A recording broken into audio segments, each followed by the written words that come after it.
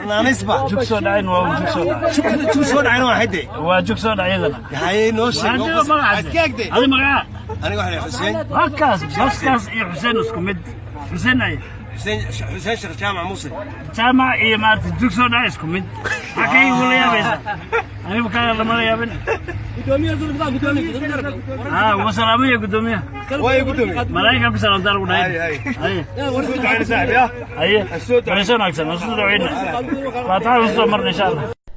magacayga waxaa la dhahaa baashow kaahiye samaan laakiin waxaan ku magac dheerahay baashkaas jug soo dhacay baashkaas haddii aan idiin sharaxa waa 3 magac oon isu keenay waa baashow kaahiye samaan baashow waxaan ka soo qaaday baash kaahiye waxaan ka soo qaaday ka samaanna waxaan ka soo qaaday s macnaha maartii loola jeeda jug soo dhacay waxa weeyaan aabahay ilaahay u naxariista ayaa wuxuu isticmaali jiray magacaas jug soo dhacay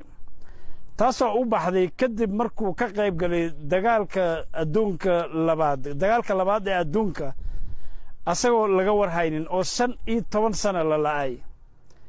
kadib 15 sano markuu soo laabtay ayaa dadka saaxiibyaalkiisa ay ku arkeen magaalada Wajeer waxay dheeniyay ninkaadan maartaan ilowni on ashaadiini oo nin dhintay aan ku xisaabnay cirkabaad ka soo dhacday wixii waqtigan ka bilowda waxa lagu bixinaa jug soo dhacay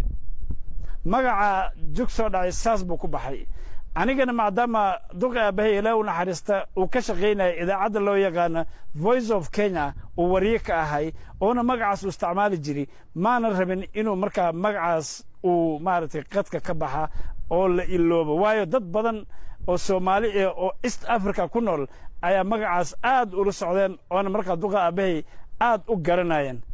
taas awdeed waxay dantay ugu qasabtay anigana inaan magacayga oo 3 sano aan isku qasa oo bashkaas ka soo saara jug soo dhacayna aan ku daba xiro waqtigan waxaan ku suganahay magaalada Hargeysa